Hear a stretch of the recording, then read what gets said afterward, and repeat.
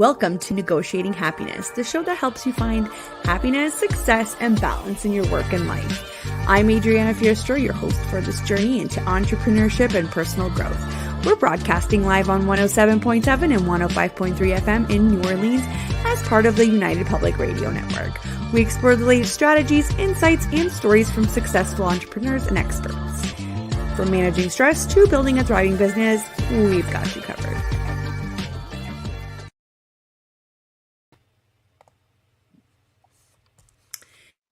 Good afternoon, everybody. Welcome. This is Monday, March 11th, and I'm your host, Adriana, and we are broadcasting live on the United Public Radio Network and UFO Paranormal Radio Network at 105.3 and 107.7 FM in New Orleans, and you are listening to Negotiating Happiness. So please grab your coffee, grab your lunch, and join us as we are welcoming back Ariane. How are you, Ariane? Yay, thank you for having me back. I'm very excited being here. I'm doing great. Thank you. How are you? Amazing. Yeah, I'm good. I'm just trying to, start another week, finish another week, and keep going like that until the summer. Here in Canada, we've had some okay days weather-wise, so it's kind of boosted my mood, and then all of a sudden we got hit with snow again, so that wasn't too exciting, if that makes sense. But other than that, we are good here. So remind everybody where you're broadcasting from. I'm broadcasting from the Netherlands, in Europe. So yeah, it's in the evening. I already have had my Monday kick off, and yeah. Amazing. So thank you so much for making the time. And what time is it there right now? 6:08. Okay, so it's about 6 p.m. All right. So you're probably getting ready for bed after, right? Exactly. Amazing. Wow, this is a part of my health, right? Having a good night's sleep of Exactly. like 8 hours. It's very important to juggle all the to-dos of an entrepreneur. So yeah, I value my sleep. Mm-hmm. Of course. I feel so called out because I definitely don't get 8 hours. So this is I guess a learning moment for me. Well, I wanted to go in a bit of an introduction for you again for those who are just tuning in, and then we're going to dive right in. I'm really excited about today's topic, which is how childhood wounds impact us in business and leadership, and I'm really interested to see how what your take is as a professional, right? You are an embodied leadership coach, and I'm sure you've got a ton of experience with this. So let's just get right into it. So if you guys weren't around when Ariane was with us last time, she is a pioneering coach and facilitator in the field of embodied leadership. Her holistic approach, leading with head, heart, and sexual energy, enables conscious entrepreneurs to manage stress, anchor and trust, and use the wisdom of the body in business. She offers one-on-one online support and in-person retreats to connect more to flow and intuition in business. She's got quite a few exciting projects on the go, including a select Telegram group that creates a learning community, and also an online summit. I will have links for everybody. So if you guys want to send in questions in the chat, we'd be happy to answer them as well. I'll send everybody a reminder in the comments that we are live and taking comments, questions, and so on and so forth. So tell us a bit about, how do you approach this, or how do you, when you work one-on-one with clients, how do you figure out that this is what, is impacting in the business, the, childhood wounds, and what's your experience with that right off the bat? Yeah, thank you for that beautiful question.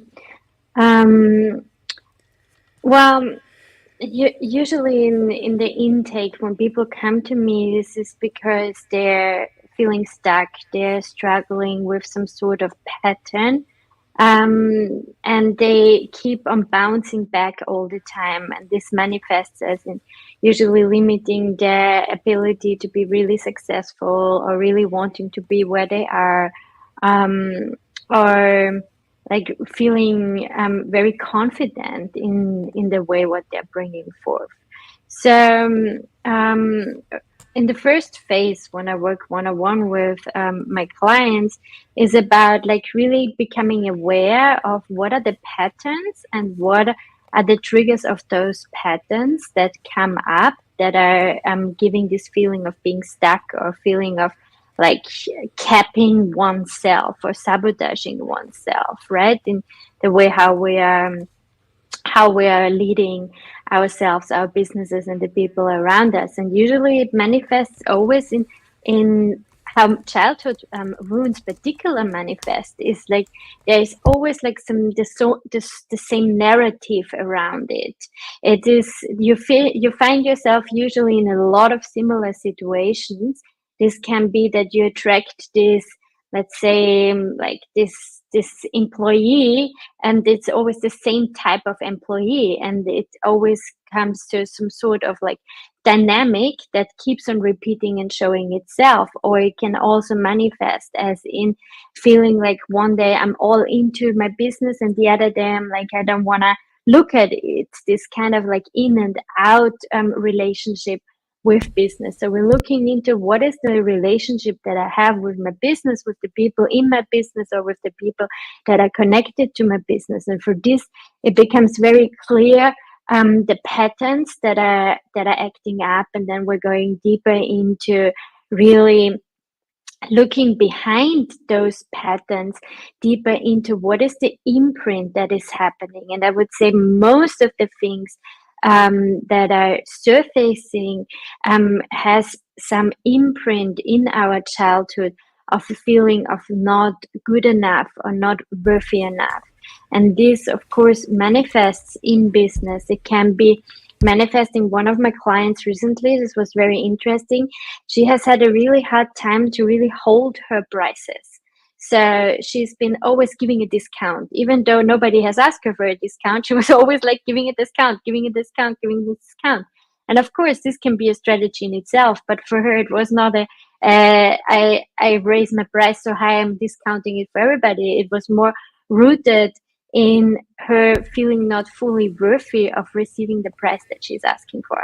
So we were going back into, okay, what has happened in her childhood? Where was this imprint? And how can she shift that imprint? How can she shift the pattern so she can stop sabotaging herself and stop not feeling enough for the price that she's asking? Mm-hmm. That's very interesting that you say that, because I've been in that situation where I felt like I needed to give people discounts in my services, even though, logically thinking about it, I've got the experience, I've got the, the education to back it up, I've got everything going for me, and I still at some point felt like, oh no, maybe this is too much, even though they've obviously agreed to pay whatever that price was. That is so funny. I would have never thought to associate it with something like a childhood wound. So for people like me that are sometimes aware of this, what would you recommend that people do to recognize these patterns? Like, how do you even recognize that you need help? What would you say? Mm-hmm. Well, I think journaling is a wonderful tool to add, as in really journaling around things that, it's not a problem if it doesn't bother you, right? If you're okay with it, then it's not a problem. But usually these things, they're rising because there's a part of you that knows that this is not okay. Also with you, you've grown up in that, but you recognize like, okay, when I hear you saying like, okay, you've been doing that and even it was irrational.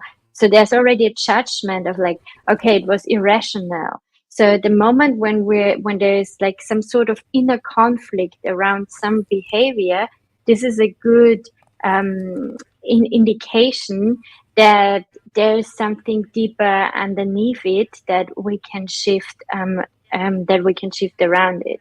So journaling for sure is a beautiful tool that can be installed to see like, okay, for example, I have this practice um, that where it's about, because these things, they're more like in the subconscious, right? So it's not like not for everybody is conscious. So the good practices work could be like, okay, I give myself 2 minutes and I write down on a piece of paper, success is, and then I keep on writing as many things as I can what success is. Success is, success is, success is, success is. So 2 minutes, and I keep on writing, and through this I can hijack my conscious mind. Even though I don't know anymore, keep on writing. Success is, because there's something more coming up in that practice. And then I go in a second round and I say like, okay, if I think of myself as successful, this ... what is coming up? And then you write down what is coming up. Do you think about yourself as successful? And then like, what if you think of yourself, what is coming up? So you keep on writing around that 2 minutes. And I think it's very important when we want to hijack our subconscious mind that we stick to a time and we stick to like a repetition, some sort of repetition. So this is how we can go like deeper. And if we go fast, we can go deeper into what comes up behind that. And then I can have a look and I can see, and they're like, okay, interesting. I didn't know that there's a part of me who feels like success is evil, for example. Like when I write this, and then I can be like, okay, whatever comes up for somebody, like when I did it the first time for myself, I wrote that success is something only for men. And I was like, fuck, where's this coming from? It really hit me hard, because this was never an imprint, but somewhere it was in my system. Otherwise, I would have not written it down, right? So I could go deeper into dismantling why I believe that, and also like having this very strong patriarchal view on it. So it was a good healing opportunity for me to shift my relationship to success. Yeah. That's very interesting that you say that, because sometimes when I think about success, I only associate it with like the corporate world. And I've slowly started not liking the corporate world. So that's very funny that you say that. It's very interesting. I mean, it always comes down to, taking the time, doing reflections, doing an exercise that might help you figure out, is there something else there? And I always say this because to me, I'm not a professional, so I tend to categorize things however my brain understands them.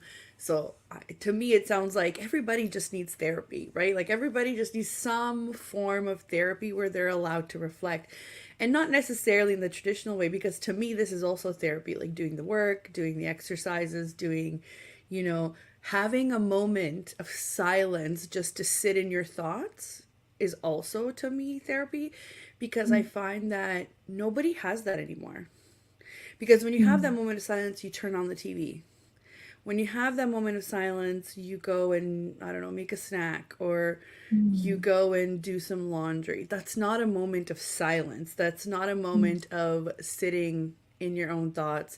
And it's funny, because when I think of silence, I think of the dark as well. So I like to sit sometimes, just, turn the light off and just sit in your thoughts, right? And I think that could be really helpful, but I never thought of relating that to, you always hear about it, right? Your childhood trauma and everything, but I never thought how that could impact things so specifically. Do you have any specific examples for us of how, that impacts? I have some and many. In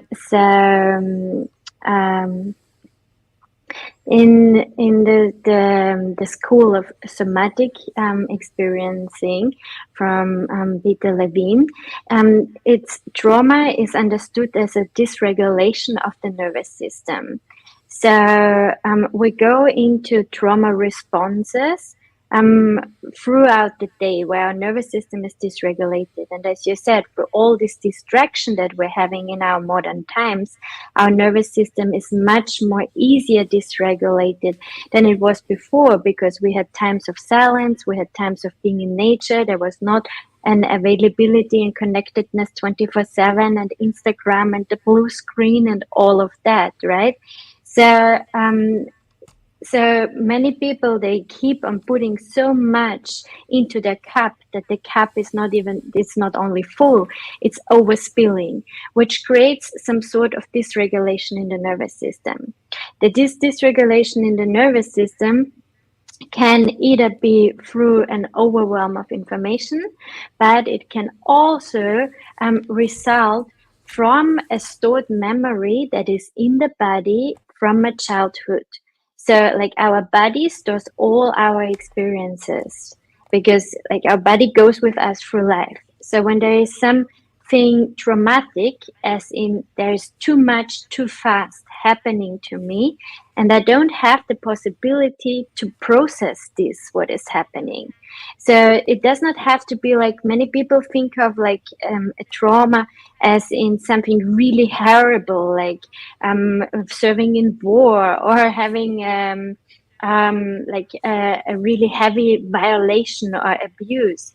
But there is now a differentiation between big T trauma and little t trauma, whereas big T trauma is more heavy and little t trauma is less heavy. Yet it is something that happened to us where we didn't have the chance to fully process what has happened to us. So it's stored in our system, and then this can come up and dysregulates us. So how does this manifest in business? This can manifest as in me feeling overwhelmed by my to-do list. The to-do list is so long, and I sit there and I'm like getting really anxious, like my belly is cramping, I get sweaty, and the result would be procrastination. So I do something that is maybe least prioritized, and it's like not so important, or I keep on doing things that are more simple. I don't want to do like really important things because it feels too much in my system. And this is how childhood wounds can come up. This dysregulation can come up. So this is one thing: overwhelm of to-do lists, overwhelm of important conversations. So I keep on not having them. I keep on pushing them back, or I try to avoid them in one way or the other. And another way how this can manifest is because we're kind of constantly frying our nervous system, we're running more in survival mode than in thriving mode. And in survival mode, we're having very limited ability to our thoughts. So in business, what does this mean when I'm all the time surviving is that I might not be able to think very much strategic. I might make my decision making more impulsive than really like an entrepreneur with like risks and assessments and all of these things. So this is another way how these woundings from our past, from our childhood, can come into play, as in having only a limited perspective, which also results, of course, in a limitation of our creativity. Mm-hmm. So like people usually have also the tendency to feel very caged when this comes up. And another thing that I see a lot in my clients, how this manifests, is that people with trauma already said around this worthiness, like really owning your price, like really feeling worthy. And on top of that, having very loose boundaries. So it's this tendency, I want to please my client, I want to make it like over deliver. So there is like always a little bit of like some sort of pleasing, of people pleasing attached to it. And this is how it comes up, that I'm over delivering, that I'm like going the extra mile, but for everybody. And then I feel overwhelmed because I keep on over delivering and I'm underpaid. So, and then all of it comes into place, right? So like really having clear and strong boundaries is Yeah. another one. And I think I could go on a little bit more, but I stop here for now. That's okay. I think that I just want to go back to the part where you talked about how we spend more time in survival mode rather than thriving.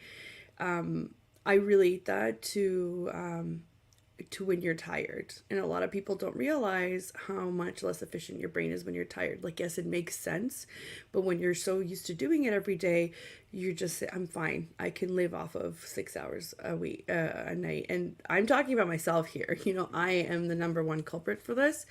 And I related to that. They're so used to being in survival mode that they don't have anything to compare it to.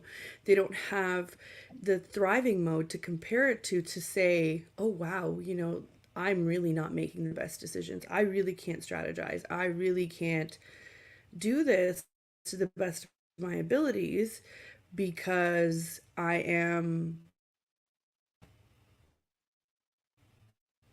you know, I'm whether it's sleep, whether it's, you know, other or you you just don't have the capability of understanding that, yep, I am, you know, operating from a place of fear or a, you know, because that's what it ultimately is, right? It's a place of fear that you're not pleasing your clients, you're not pleasing your, I don't know, colleagues, bosses, your worker, you know, your employees, your coworkers, whatever that may be.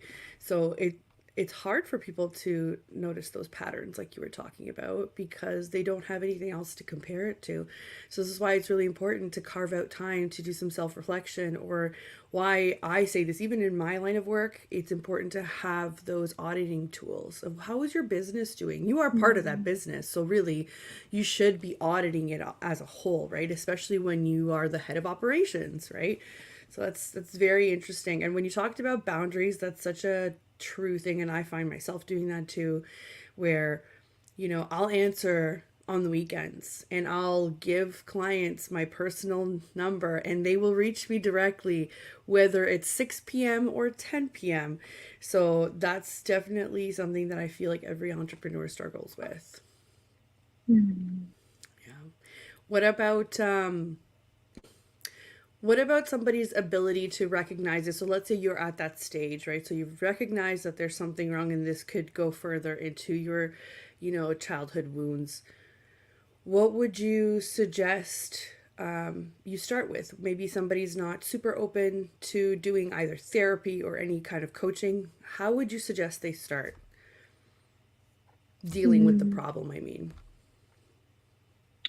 Well, as I said before, like our navigation tool is the body, right? So starting with bringing the body into business as a business asset and really starting to connect to the body, because many times people, they don't have they really like, why should I connect with my body in business? Yeah, because of that, right? To really yeah. feel in my body where, like, what is happening, like really bringing the body on board, because trauma comes, or these patterns, these programs, the childhood wounds and their impact on our way how we're doing business strongly resides from our body.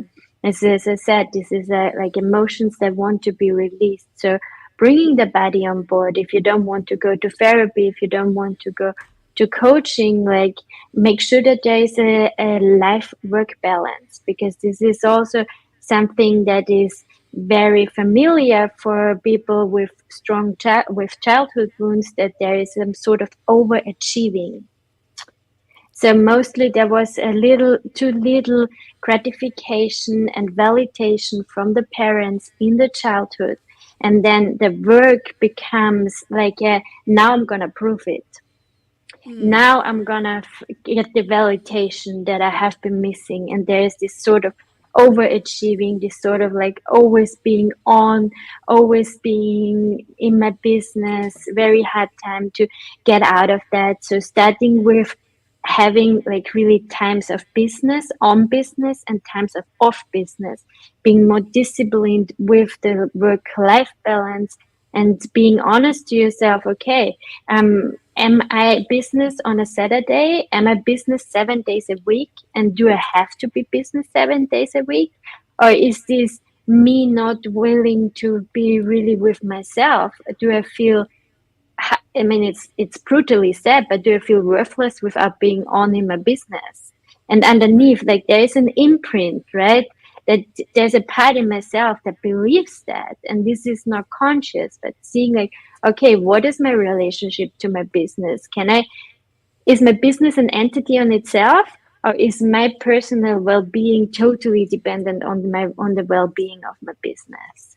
So Right. things like that, to start investigating with work-life balance, relationship to business, um, to get going, to get started, and then the aha moments come in, and then the awareness comes in.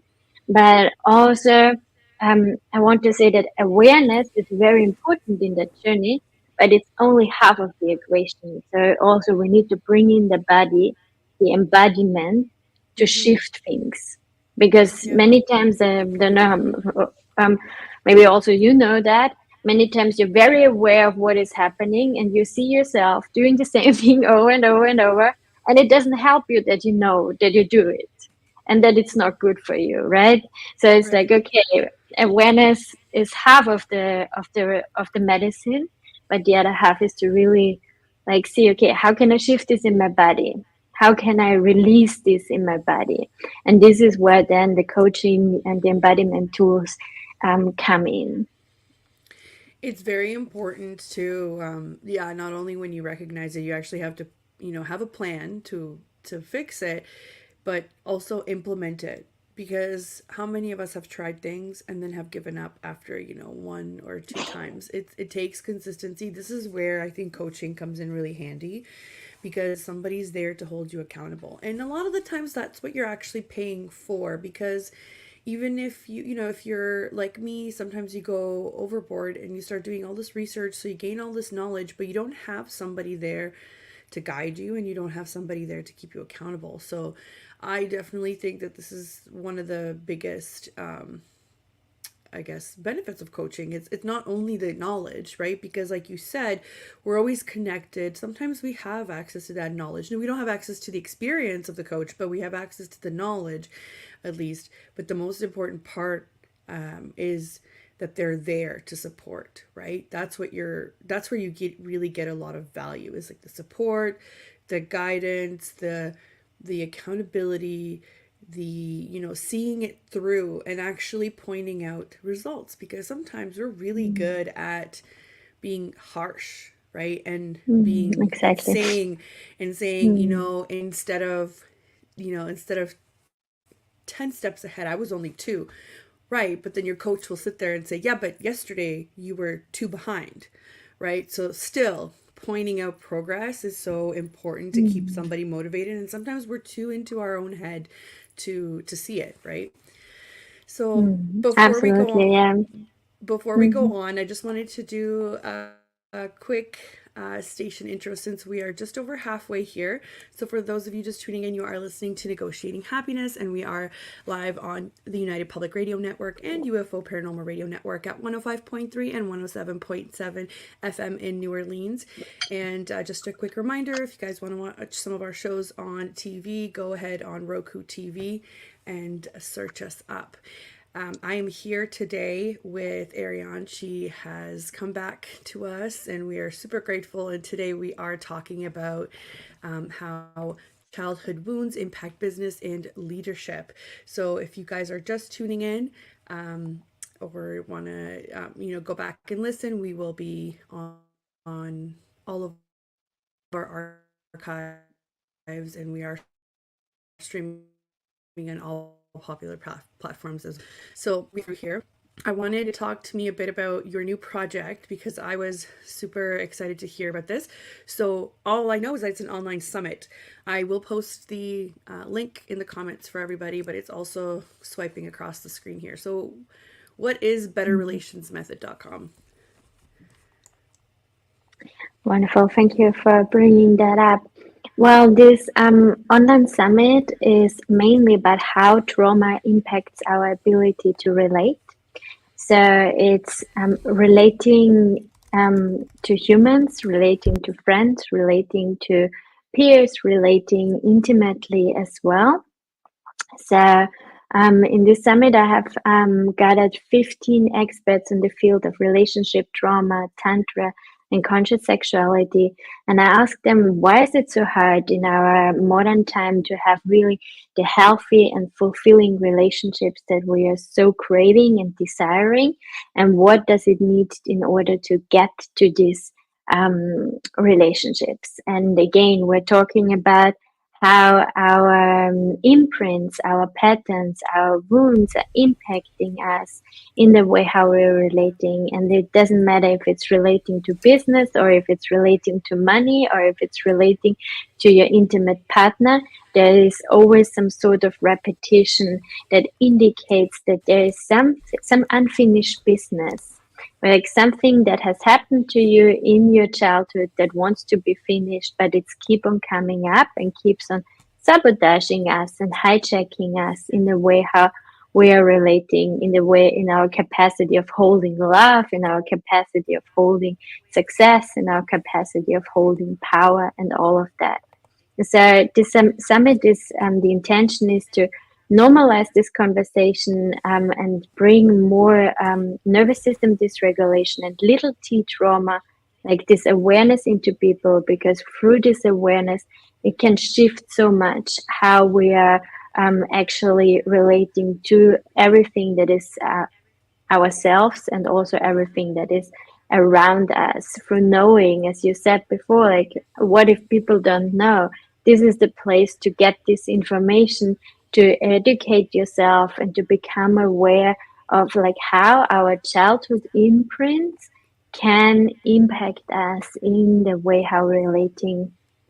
So yeah, I'm very excited. I have had amazing conversations in throughout the last 2 months. There's going to be a live opening and a live closing circle that I will be guiding, where we go deeper into tools that can help to regulate that nervous system and to find to a space of like deep relaxation, where we can also access our pleasure capacity fully and bring that capacity also into the way how we are doing business. So yeah. I just for anybody listening, I just popped up the website here on the screen. It sounds really exciting, and it's the 19th to the 26th of March, right? Mm-hmm. It's the 19th to the And we 26th of are, I'm March. just It's for scrolling free. down. Mm-hmm. Yeah, and I'm scrolling down here, and you have your lineup up here, which is super exciting. So if anybody wants to check out who will be speaking, all lineup is posted. It seems like you've got an array of people. There's so many. That's amazing. We have Very 15 nice. speakers from. Mm-hmm. Sorry. Yeah, and you can sign up here on the main page, correct? Exactly. Wonderful, wonderful. Well, I hope that everybody signs on. I will post it on my socials as well. Thank you for bringing this to us. Thank This is super you. exciting. And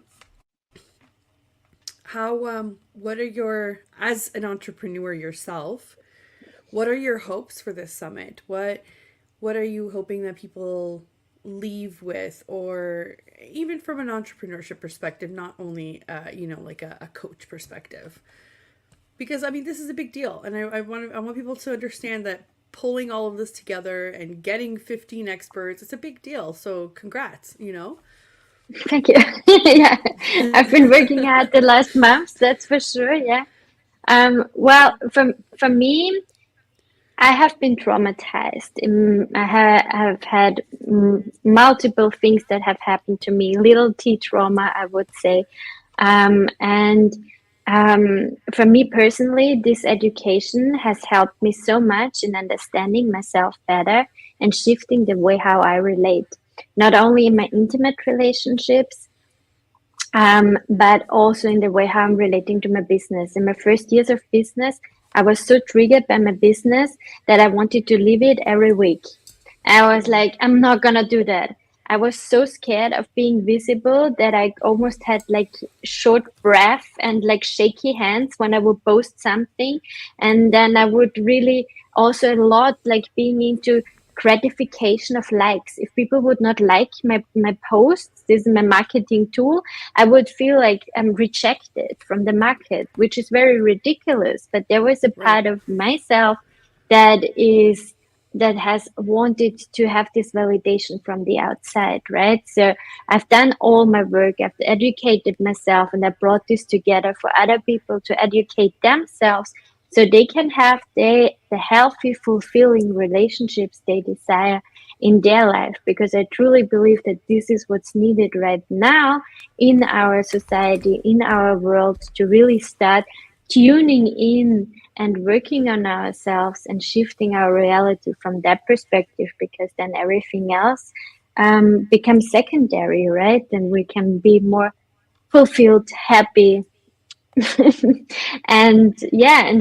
have the life that we desire. Because even here in our Western societies, so many people live in abundance and they cannot see it, right? So it's like, okay, how can I be able to shift that and live from a place of fullness instead of a place of neediness in no matter what relationship I'm in. So this is like my call, my desire, my mission to bring this word out to the world.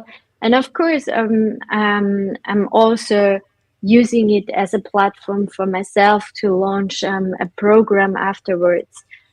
So from an entrepreneurial perspective, yes, I do it because I want to spread the word. But yes, I also do it because there's this method, the Better Relations method, that I work with also in my practices, and I'm gonna launch the Better Relations Method training for coaches, therapists, healers who want to bring in this modality and help their clients in shifting their way how they are impacted by their childhood wounds and patterns and trauma. So Which is yeah, which is answering so all. so important, because I always find that I'm just thinking of the little psychology that I know.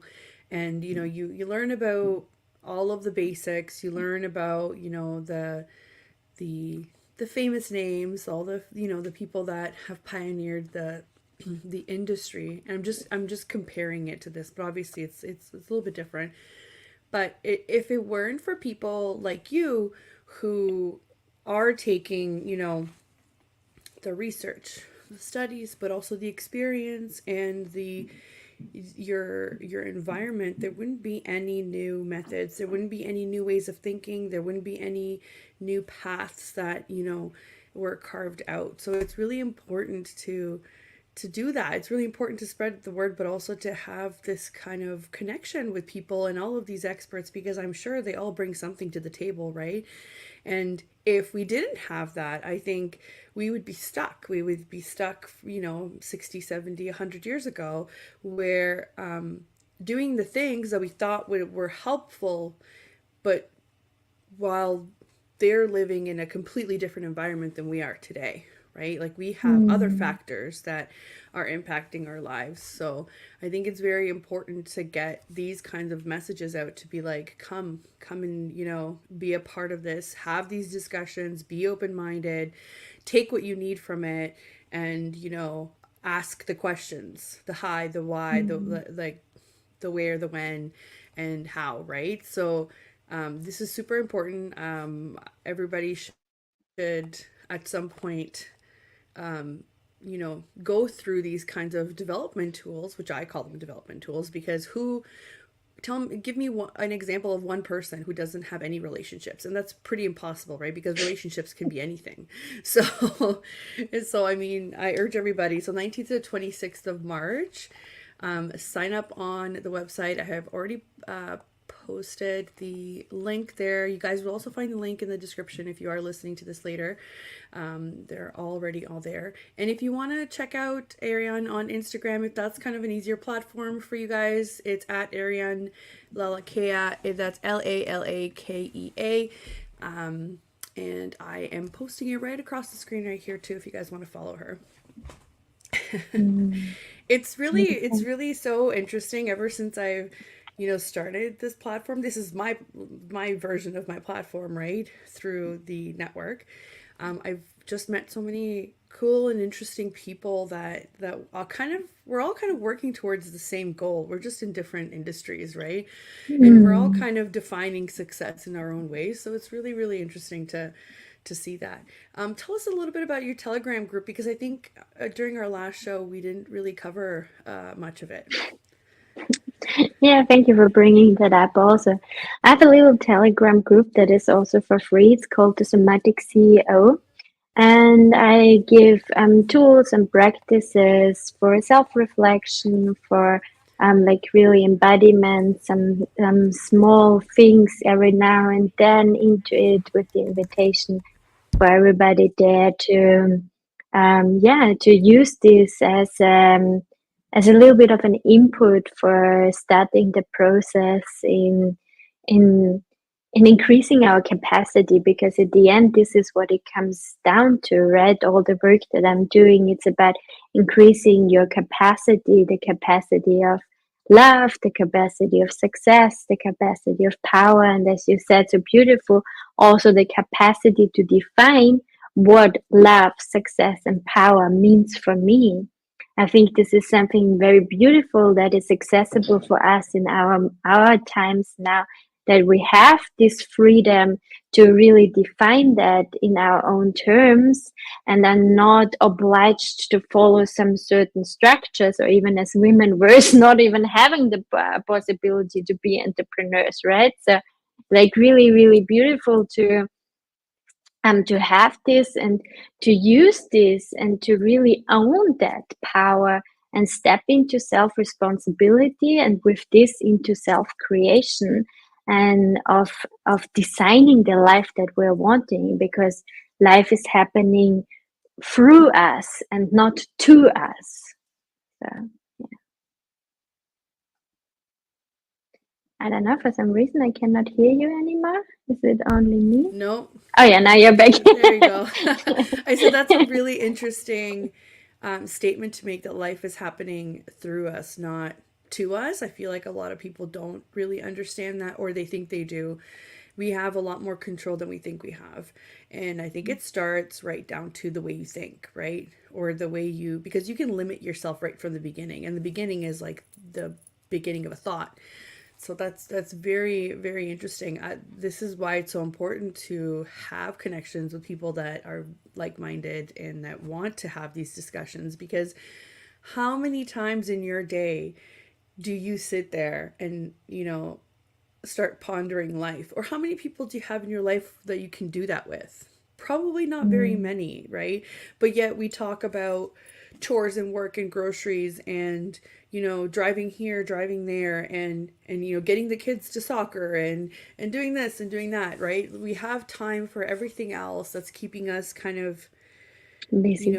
stuck and busy, but we don't have time to ponder the rest of the things. Okay, so and I'm not knocking it, because I am in that too, right? I am in the whole parent mode and adult mode and business and work and whatever else. But I think being intentional about time means that you also get to make time to have access to these kinds of development tools, right? Talk to people about what does that mean to you, and what will that spark. Well, I don't know, in the last little while I kind of realized I don't want to work for the rest of my life. I don't want to, like, how can I create my life in a way that will support what I want, right? And I know that I understand that some people don't have the options that I do, right? But to a certain extent and capacity, everybody has the option to think positively, or not just think positively, because that's been overused, but to not limit yourself in your thoughts, right? Not to limit yourself in your thoughts and your actions so that you can change something about your life. So we're not talking about privilege. I understand.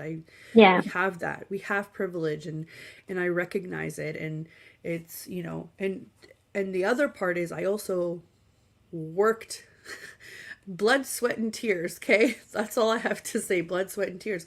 But I don't want to do blood, sweat, and tears for the rest of my life. So this is where you start kind of framing your thought process around what you do want, and you put the worries aside for a minute and say, okay, how could that work?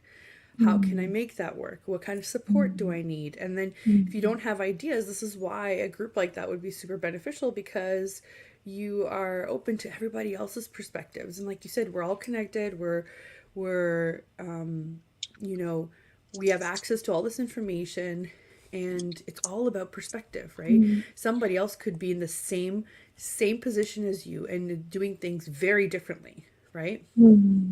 Yeah, exactly. And that's the thing, right? As as you said, I think we went deeper into that last time. How can I bring in more this feminine energy, more like my heart and the energy also from my life force energy into the way how I do business, and through this feel more vital at the end of the day, feel more connected, feel more creative, feel more trusting, and all of these things, they come from the body.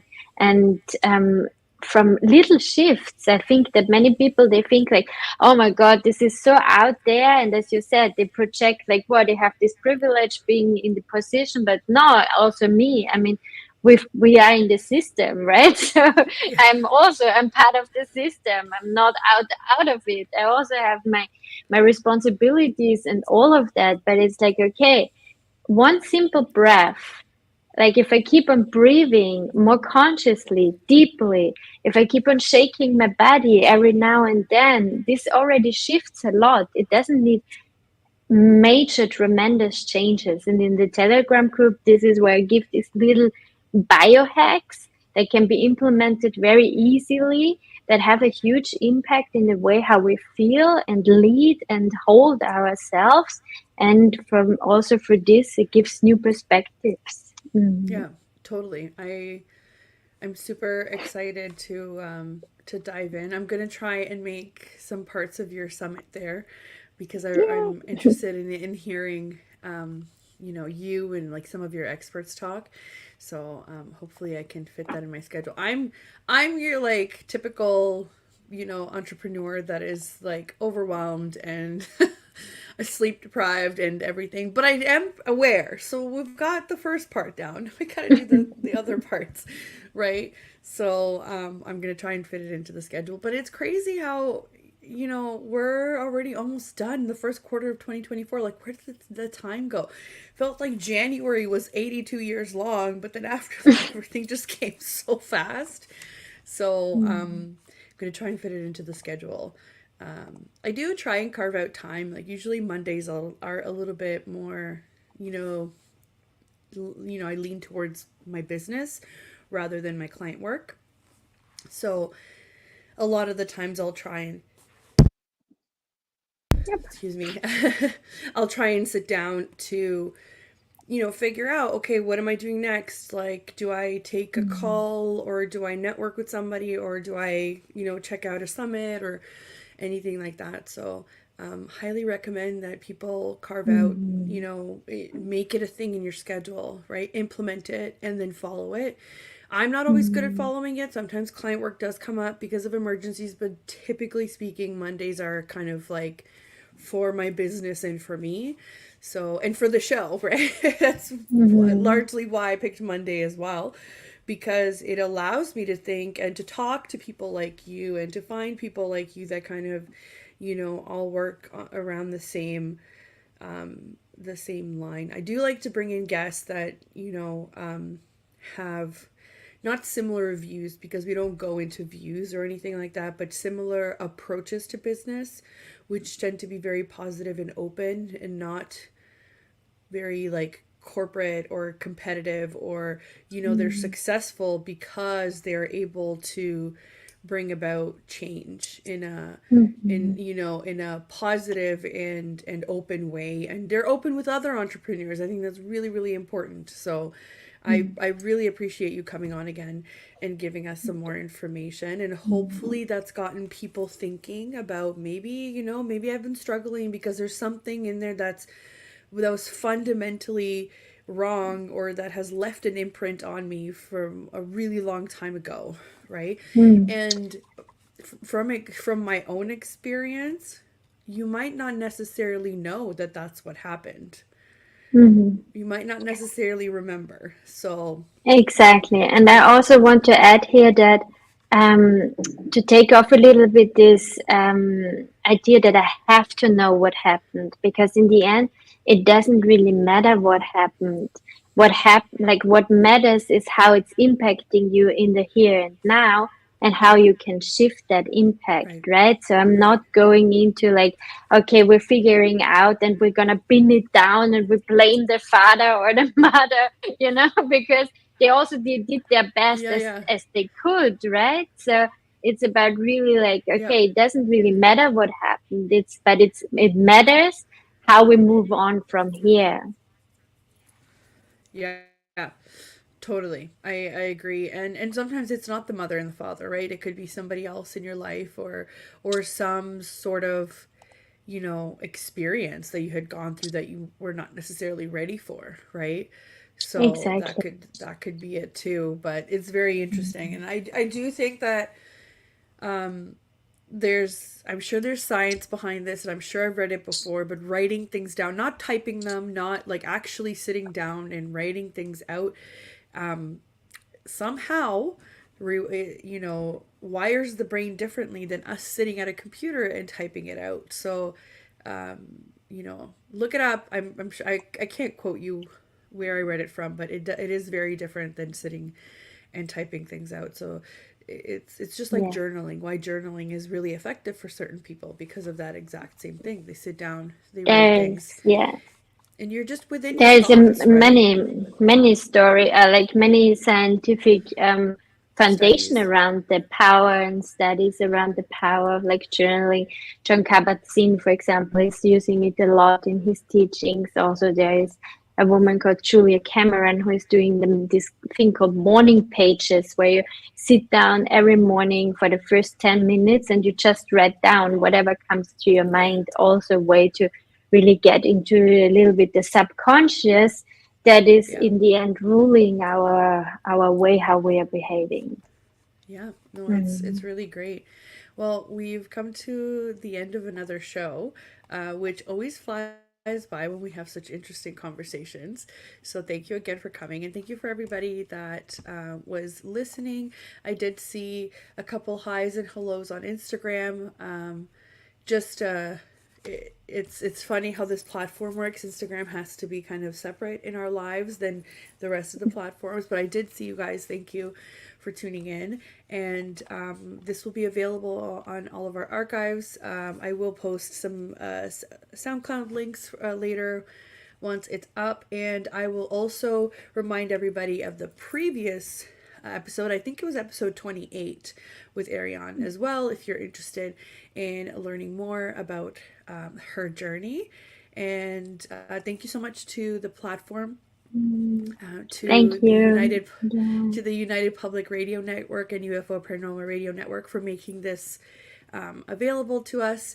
And join me next week. We've got another guest, and lots more information. And Ariane, you need to come back in the summer. Tell Thank us how the you. summit Yeah. went, and let us know about any other projects that are upcoming for you. Thank you. My Thank pleasure you. to come back, and thank you for the day. I really appreciate being here. I Mm. appreciate you so much. Have a great day, everybody. Have a Mm. great rest of your week. Thank you. You too.